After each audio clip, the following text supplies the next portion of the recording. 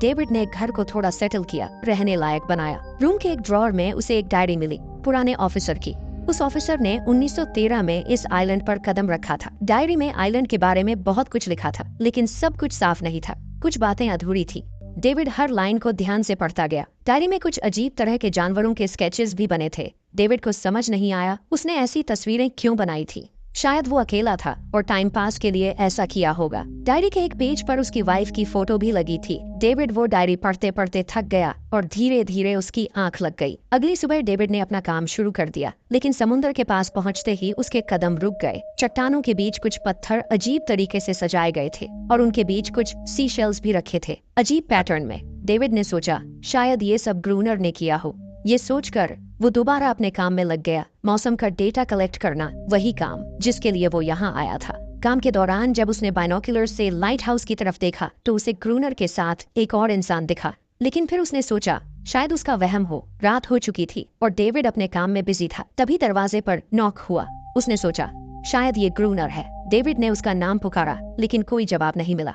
हाथ में लैंप लेकर जैसे ही डेविड आगे बढ़ा, उसके कानों में कुछ अजीब सी आवाजें गूंजने लगी और फिर उसने देखा गेट के नीचे से किसी अजीबोगरीब प्राणी का हाथ अंदर आने की कोशिश कर रहा था।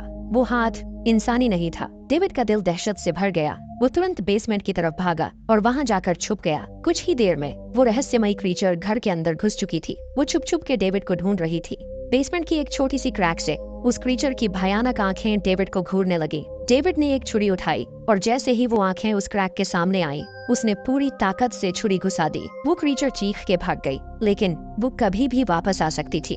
डेविड ने बेसमेंट का गेट मजबूती से बंद किया, रस्सी से कस के बांधा और पूरी रात वहीं जागकर बिताई, दहशत के साए में। अगली सुबह जब डेविड घर से बाहर गया तो उसने रेत पर कुछ निशान देखे, पैरों के निशान, पर इंसान जैसे नहीं थे। बिल्कुल साफ था ये किसी इंसान का काम नहीं था। वो निशान सीधे समुद्र की तरफ जाकर खत्म हो गए थे। अब डेविड को सब समझ आ गया था क्यों ग्रूनर ने लाइट हाउस के चारों ओर नुकीले लकड़े लगाए थे, शायद उसी अजीब क्रीचर के लिए। और अब डेविड जान गया ये घर उसके लिए बिल्कुल भी सेफ नहीं है। शायद वो क्रीचर आज रात फिर से लौट कर आएगा। डर के मारे डेविड लाइट हाउस की तरफ दौड़ता है। ग्रूनर को चिल्लाकर कहता है गेट खोलो, मुझे अंदर आना है। लेकिन ग्रूनर उसे अंदर नहीं आने देता और कहता है तुझे तो उस शिप के साथ लौट जाना चाहिए था।